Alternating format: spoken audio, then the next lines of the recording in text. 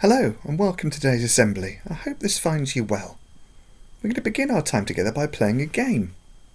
It's a game of I Spy. I'm sure all of us have played it before. I spy with my little eye something beginning with K, with the letter C. I wonder if you can see anything in the room behind me that begins with the letter C. Maybe you could spot the curtains behind me here. Or maybe you can see the chair I'm sat on. Or maybe you could even see the collar that is around the edge of my shirt. I wonder what else you could have spotted beginning with the letter C. If you look really carefully, you might even see the church in the window behind me. Let's try another one. I spy with my little eye something beginning with the letter B. I wonder if you can spot anything beginning with the letter B. Maybe you could see some blooms on the roses that are growing outside our window. Maybe you could see something unusual. A banana? Let's try one more. I spy with my little eye. What else could we see?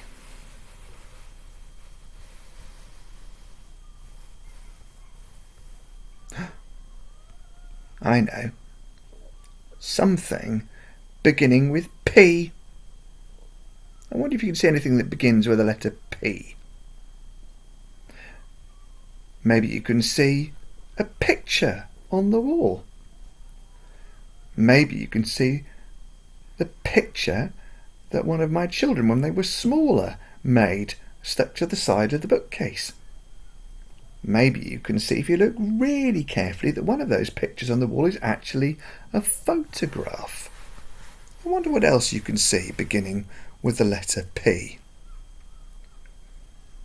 Now, obviously, we're able to play this game because we can each use our eyes to see. Can you see any objects that you wouldn't normally have seen? Well, we spotted the banana, didn't we? A strange thing to see.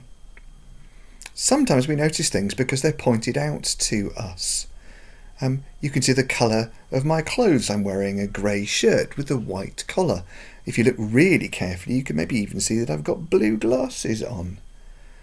Maybe if you look carefully at someone who's nearby you today, you can see the colour of their hair, or maybe whether one person is taller than you.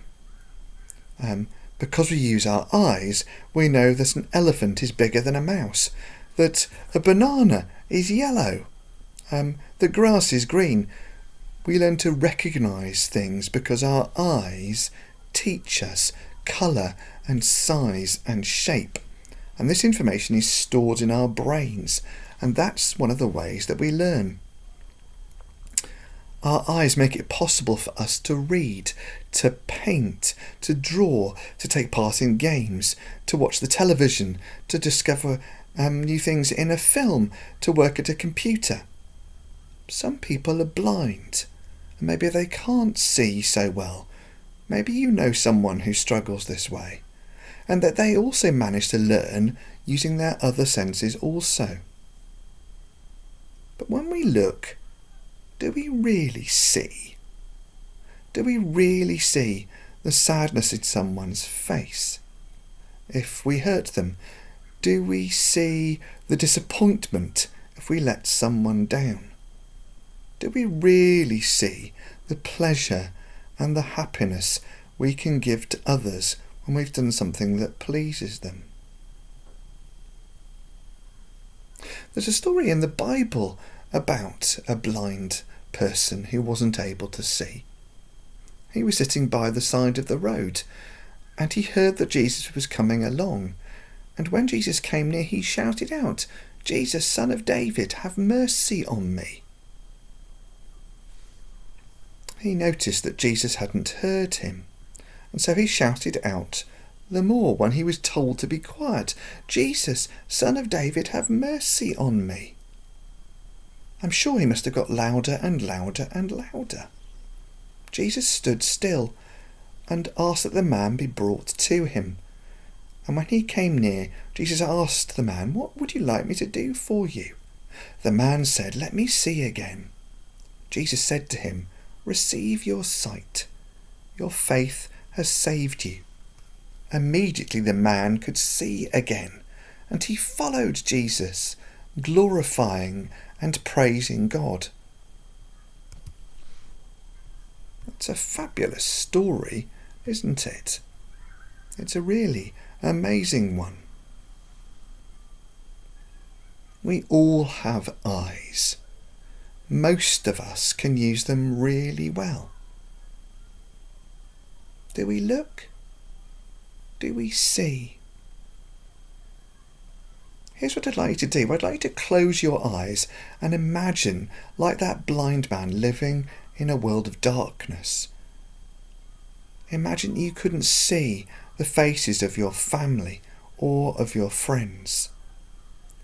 Imagine you were unable to see the beauty of the trees, the glistening glow of the cool river as it flows, the green grass, our pets. Still with your eyes closed. Whilst we're at school, we cannot see our house, but we know our house is there. Maybe in your mind now you have a picture of what your house looks like because you have seen it. And when you go home today, you will have a picture of school in your mind, your classroom, your friends, because you've been there today. Much of what we see stays in our memory. That's how we learn. I'd like you to open your eyes. Our sight is very precious to us. But remember, there are also people who don't have eyes that work as well, or maybe who have lost this special gift. Look around you. But don't just look, really see. Don't take it for granted. I'm going to finish by saying some words to help us reflect, and then we're going to pray together. Here's what I'd like you to do. I'd like you to think of all the ways that you will use your eyes today. Can you be on the lookout for something special, something new, something nice? Can you be more observant and perhaps maybe more helpful? Here comes our prayer, and it finishes with the word Amen, which means we agree. Do join in with that part if you would like to. Dear God, teach us to be grateful for the wonderful gift of sight. Help us not to be blind to the beauty of the world around us. Let us see the needs of others and help us to do something to help them. Amen. It's been lovely to see you today, or perhaps for you to see me. I hope you stay well, and I look forward to seeing you very, very soon.